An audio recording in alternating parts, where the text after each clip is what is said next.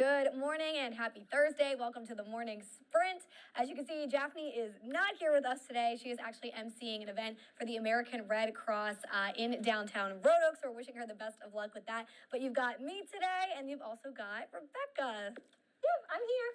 Good morning, Rebecca. So we're going to get you guys started with some of the top stories of the day, some of those top talkers. But always remember, if you have any questions, comments, you want to put your input, put that in that comment section below, right below where you see that live stream. But first, we want to show you guys the votes are in, and it appears we have a new favorite food craving. See if you can guess it from this footage. But what that craving is and what favorite food it's replacing, that's coming up later in the sprint. But right now, take your guesses and put it in the comments section below.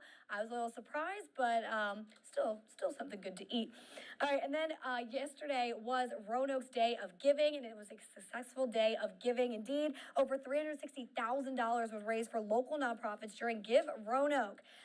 So more than 1,900 donors contributed to over 100 different organizations. And if you want to see how much was raised, you can just head over to WSLS.com. But we also want to show you right now the live website. Look at that. Look how much was raised, $360,903. Again, that's just breaking down the donors for you and organizations. So congratulations to all those organizations and everyone that was able to give. If it was just $1, it made a difference. So this is always a fun event to be able to cover. And like I said, watch that number grow and just see how much people are giving back. All right, and then next, believe it or not, the Salem Fair, it's only a couple months away. When I heard this morning, I was shocked because I was like, what month is it? Oh my gosh, we're almost into summer. But yeah, the Salem Fair was my first like big event here. Yeah, no, it was a lot of fun. Photographer Noah and I got to cover it last year, so we had a lot of fun with that. But it's a family favorite, but the only thing is it might look a little different this year. So organizers say this year the fair will close at 10 each night, and that's an hour earlier than last year. There will also be a clear bag policy in place, along with metal detectors, and a minimum age requirement. So kids under 17, you must be accompanied by an adult age 25 or older. Now that fair, it runs from June 28th to July 9th. I feel like a fair is like always like the staple of summer. Like I said, a lot of people went out last year, but these changes are just to keep, everybody safe that wants to go out and have a good time with their family. But last year we got to try some really good food when we were covering it. And so that's one of my favorite things. Rebecca, do you have a favorite fair food? I don't know. Ooh, that's really hard. Favorite fair food? Philip loves funnel cakes. Okay. I'm partial to the fried potato things, like the big swirly potatoes. Oh, okay, yeah, I've seen those. Yes. No, those are really good. I have such a big sweet tooth, so anything with sweets, desserts, that kind of thing, like fried Oreos, those are so good. So that's kind of my favorite fair food. But yeah, so lemonades. The lemonades are really good too.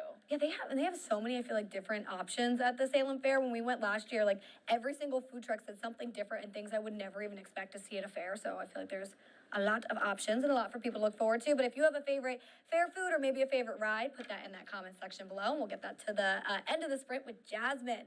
But now we want to say congratulations to a Roanoke School Gold Apple Teacher of the Year.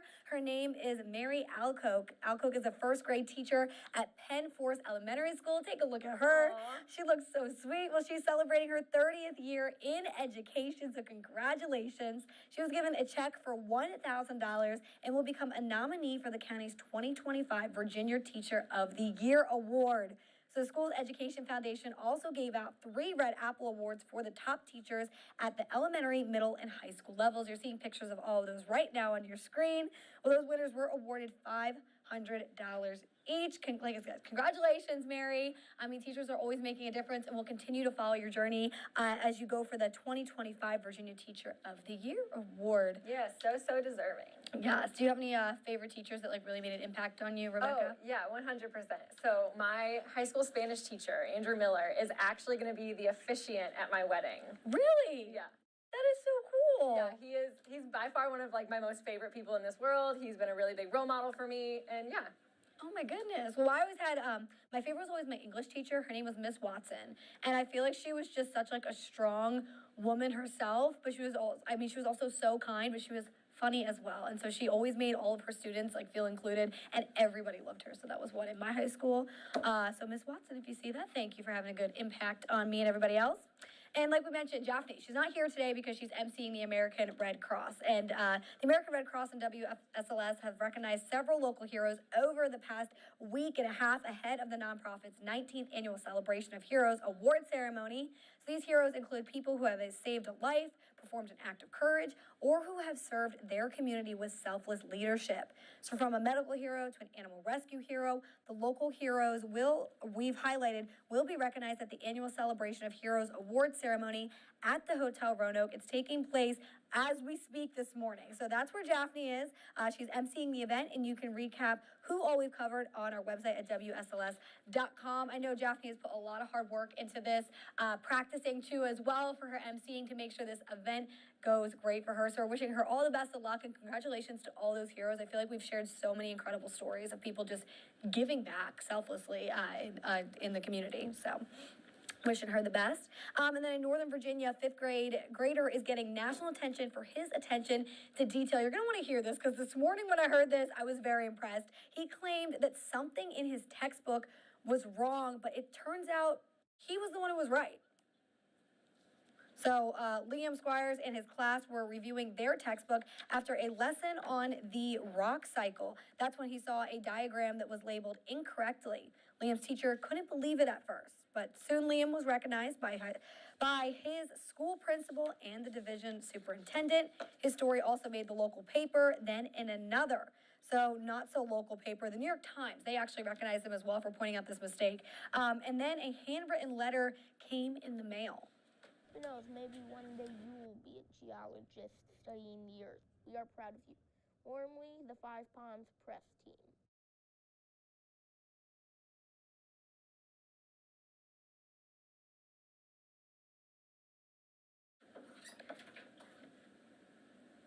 So the letter was from the publisher of the textbook thanking Liam for finding the error. The publisher admitted it's a mistake and is helping celebrate Liam's scientific discovery. I feel like this story, one, it's very interesting because the fact that he felt strong enough that, like, I need to speak up and say, this is wrong. But two, then the fact that people believed him and said, yeah, no, you're right, and they admitted their mistake. I feel like a lot of times it could clearly go the other way. I love that he didn't doubt himself. You know, that he saw something that he was like, no, like, that's not what I'm being taught. Like, this is labeled wrong. Like, they're mixed up. And he had enough confidence to speak up in himself. I feel like a lot of kids nowadays are kind of lacking in that confidence, but that he had it and he was able to speak up. Yeah, and the fact, like you said, that, one, he was able to, and two, and just didn't stay quiet, and he goes, I think that's wrong, but I'm just going to say here, like, no, if you are pretty sure in yourself, and you're like, I know this, and I know what I'm talking about, and look, it could lead to a story like that. You could end up in the New York Times. But over the past couple of days, it has been nice and warm out. We've been enjoying that sun. I know I've been getting outside. Meteorologist Chris Michaels is here with your forecast for the weekend. Happy Thursday, guys. Another comfortable start to the morning. You see a few high-level clouds out there. That's not really going to get in the way of our temperatures today.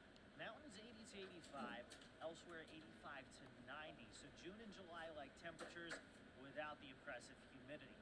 Showers return to the forecast Saturday. We're cooling off beyond then. All right, thank you, Chris. I know he's been spending some time by the pool. It might not be a bad idea these next couple of days before it cools down. But we also do have a crazy story for you this morning. A Powerball ticket worth more than $1.5 million will expire soon. So the ticket for the October 26th drawing matched all 5 numbers, missing only the Powerball. So that ticket, it was sold in California. Lottery officials are urging anyone who bought a Powerball ticket at the mobile gas station in Los Gatos to check their car, their wallet, their junk drawer, or anywhere else. If you're someone you live out there, maybe you stop by there soon, you want to check, because if no one turns in the winning ticket by Monday, the $1.5 million prize will go to the California public schools. I mean, that's not a bad way for that money to go. I'm happy to see that that's where it would end up. But if you're this person who has this ticket, and then you later realize it was you, I can't just imagine how much you're going to be hitting yourself. Oh, yes. Just that feeling of like, what could have been mine. Yeah, like what could have been mine. We know how much, that money would help anybody out in any sort of situation. So thinking about that. But again, like I said, if they don't, acknowledge the ticket or realize that it was them, it's still going to a good cause. It will help those schools. Yes. So win-win for everybody there. Yes. All right, and so back to that video that we showed you at the beginning of the sprint. If you had any guesses as to what most popular food was being replaced by another one, well, it turns out tacos aren't just for Tuesday anymore, and I completely agree. I can have a taco anytime. After years of pasta dominance, a new study shows that we are all craving Mexican food. So Mexican food overall is quickly becoming the most preferred food in the country, knocking out former first place Italian cuisine. I might be a little salty about this, but No, really? I'm okay with it. Like, I mean, I love tacos. Like I said, I'll eat them anytime, but give me some good, like, homemade pasta. Like, it just feels right. It's Well, good. a 2022 study says cravings are changing by generation. Boomers and Gen X overwhelmingly prefer Italian food, with Chinese food coming in second place, while millennials and Gen Z prefer the savory, sometimes spicy cuisine from south of the border. And another study says that tequila will soon surpass vodka as the #1 selling spirit in the country, and margaritas are the most popular cocktail. I feel like this all makes sense because they all go together. Like, if it's a Friday night and you guys say like, "Oh, let's go get tacos and margaritas," I'm there. Like that just sounds like happiness to me. I also feel like this is definitely a generational thing because, like, Taco Tuesday started with you and me, Brittany. Like, our generation started Taco Tuesday. We had a place called Los Margaritas right off of campus. And I mean, every day after a really big exam, all my friends were like, "Everyone going to Los Margs? Like, we're all going?" Yeah, no, I definitely feel like it was that kind of thing as more as like social media developed and you had like those hashtags. That's definitely where that comes from. The alliteration. Yeah, it works. I don't know if there's one. I can't think of anything for pasta. That's why maybe that didn't. Maybe that's why I got like knocked off the list. But still here for my pasta. Love Still a good, my favorite, my personal favorite. Still a good bowl of pesto sounds great. But speaking of those margaritas and tacos, there is a new festival featuring those tacos and margaritas, and it's coming to Roanoke. I'm very excited about this. And WSLS insiders can celebrate Cinco de Mayo that weekend with half-off VIP tickets. So TacoRitas, that's the event. It's set for May 7th at Elmwood Park. Tickets are limited, so you'll want to act fast. So for more information, if you want those tickets, you can head to WSLS.com. But I have been seeing, advertisements, posters of this all over the place. I think it's very exciting for this to happen. And like I said, it's a new festival. And I feel like the more new things we can bring to the area, more celebrations to honor different cultures, I feel like that's great here in Roanoke. And I'm excited to get a chance to cover this event because, like we said, WSLS is a sponsor. So we'll be bringing you all the details on that as we get closer to it. Yeah. Alrighty, and then coming up, we do want to, before we get to that, I was jumping ahead of myself. We want to talk to Jasmine and see if you guys have put any comments, what's going on, and Jasmine's thoughts. So, good morning, Jasmine. How are you?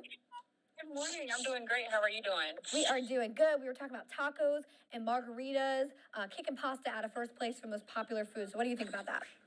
Yeah, I love Mexican food, so I'm down with that.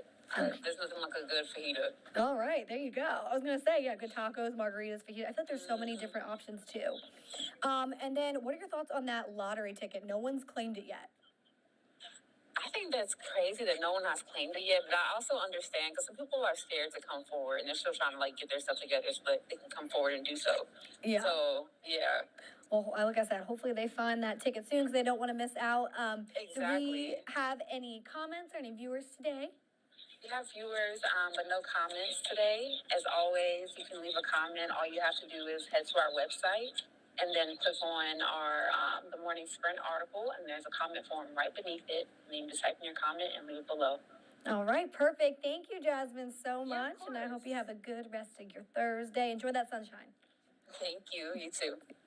All righty. So that's all we have for the morning sprint. Do you have anything else before I read what's coming up later in our shows, Rebecca? Nope, let's get to those headlines. Okay, so coming up later at noon, you're going to take a look out for these top stories. We'll have more details, including exclusive drone video from 10 News that shows the moments Roanoke police took a suspect into custody after an hours-long standoff that disrupted traffic and forced people to stay in their homes. This happened yesterday. We have all the details for you again coming at noon and our later shows. Plus, the Lynchburg community is remembering a 3-year-old boy after he was hit by a car and died. 10 News has learned that the victim is Logan Koloski, and in the wake of Logan's death, the community came together for a prayer vigil at Timberlake where Logan attended preschool. There's also a lot of GoFundMes online as well, so if you want more details and maybe how you can donate and help this family, again, tune in later to our shows. And a higher real estate tax rate is on the table in Bedford County. We're told the proposal will help cover $55 million worth of improvement projects that that will benefit local schools, the Department of Social Services, sheriff's offices, and emergency communications. So if you want to find out if your taxes are going up, you want to check out that story as well. You can catch them all later on at noon. But thank you guys so much for tuning in, anybody who watched. And if you enjoy the morning sprint and you like it, make sure to tell your friends, share with them where they can watch, how they can watch. And again, we'd love to hear from you guys. If you want to be a part of the conversation, put it in that comment section below. But I hope you guys have a good rest of your Thursday. Enjoy the day, and thank you so much for watching.